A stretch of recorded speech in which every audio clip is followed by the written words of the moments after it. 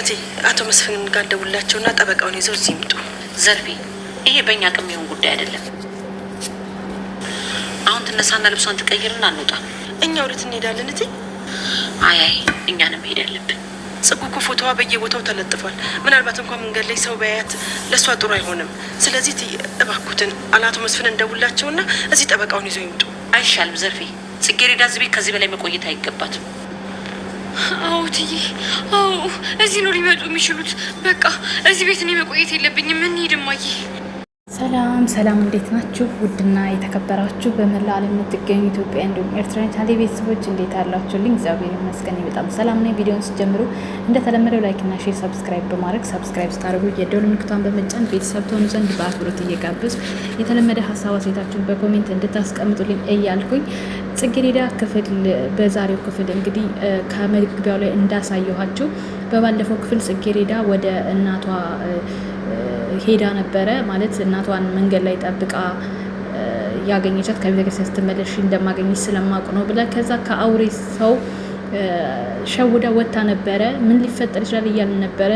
በዚህ ቪዲዮ ግን ቀጥታ በሰላም ወደ አሰሪዋ ወይም ደግሞ ወደ ሄቨን ቤት ደርሳለች። ግን የሄቨን እናት በነገራችን ላይ በጣም ነበረ የምታናድደኝ፣ በጣም ነበር የምታበሳጨኝ። በአሁኑ ግን እየሰራች ባለችው ነገር ደስ የሚል ትብብር ነው እያደረገች ያለችው።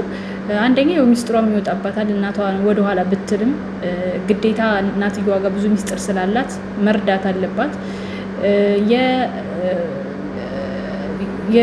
የሚያፈቅራትም ባል አባት ግዴታቸው ነው፣ መርዳት አለባቸው። የነብዩ አባት ማለት ነው። እና ሁለቱም እየረዷት ነው የሚገኙት።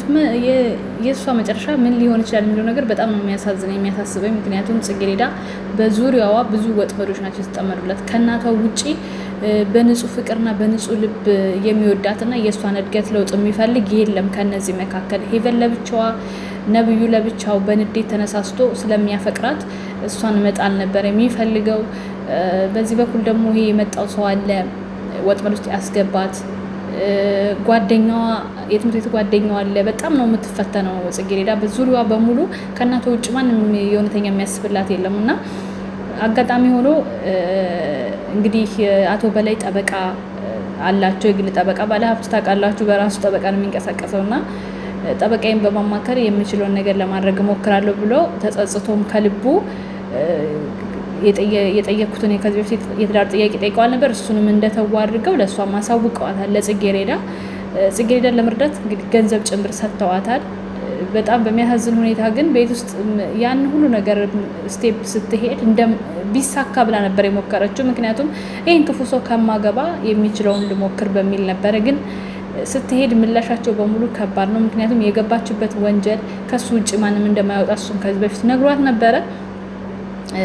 ሄዳ መሞከሯም ደግሞ ተስፋ አስቆርጧታል። ቤት ስትደርስ ግን ያው እሱ መክፈቻም ስላለው እንደ ልቡ ይገባል ይወጣል። እሷን አግኝቷታል ማለት ነው። በጣም ያው በተናገረችው ንግግር በመነሳት እየመታት ነበረ ያለቀው። ምን እንደሚፈጠር አናቅም። እናቷ ደግሞ ያው እናት አንጀት ይታወቀዋል። ምንም ነገር ሲመጣብን እናት ይታወቃታልና ልጄ ድን አይደለችም እያለች እያስጨነቀች ነበር የሄቨን እናት። አውቀው ነቅተው የተሰማቸው ስሜት ተሰምቷቸው ቤቷ ይሄዳሉ ወይ አይታወቅም። ደግሞ ቤቷንም የሚያውቀው የለም ከሄቨን ውጭ ማለት ነው።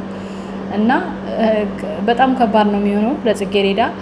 እንዴት አድርጋ መቋቋምን እንዴት አድርጋ ማለት ትችላለች የሚለውን ነገር በቀጣይ ክፍል ነው የምናየው፣ ምን ሊፈጠር ይችላል። እንዲሁም ደግሞ ሄቨን ጽጌረዳ ራሷን ለማዳን ወይም ደግሞ ራሷ ከነብዩ ጋር ያላትን ነገር ለማጥበቅ ስትል የጽጌረዳ ምስጢሮች እያወጣች ለዚህኛው የምታቀብለው እሷ ናት። እና እሷ ቤተክርስቲያን ነኝ ብለሽ ሸውደው ነበረ። ግን እሱ ደግሞ ከጽጌረዳ ከሄቨን ትክክለኛውን መረጃ ስላገኘ ቤት ስትደርስ በንዴት እያናገራት ነበረ። በመጨረሻም ያው መልስ እየሰጠችው ስለነበረ እየመታት ነው ያበቃው። እና በቀጣይ ክፍል ምን ሊፈጠር ይችላል ግምታችሁን ማስቀመጥ ትችላላችሁ። እኔ ምን እንደሚፈጠር ራሱ ጭንቀት ይዞኛል። ጽጌረዳ መልካሙን ነገር እመኝልሻለሁ። በተለይ ለእናትሽ ሲል አንቺም ብዙ ዋጋ የከፈልሽ ነሽ። በሰው ፊት ነው ያደግሽውና ዋጋ መክፈል አንዳንዴ ለሁሉ ነገሮች መልስ አለው ከፈጣሪና አይዞሽ ጠንክሪልኝ። ጽጌረዳ ክፍል በቀጣይ እስከምንገናኝ ድረስ በጉጉት ጠብቃችኋለሁ። ላይክ ሼር አድርጉልኝ፣ ሰብስክራይብ አድርጉ። ቤተሰብ ሀሳብ አስተያየት በኮሜንት አስቀምጡ። ሞኔታይዝ ስለተነሳ ያው በ10ም በ5ም በ3ም በ2 ደቂቃም እያልኩኝ እመጣለሁ ላለመጥፋት። እግዚአብሔር ፈቅዶ ከተስተካከለ በሰፊው እንመጣለን። ወዳችኋለሁ። መልካም ጊዜ። ቻው ቻው።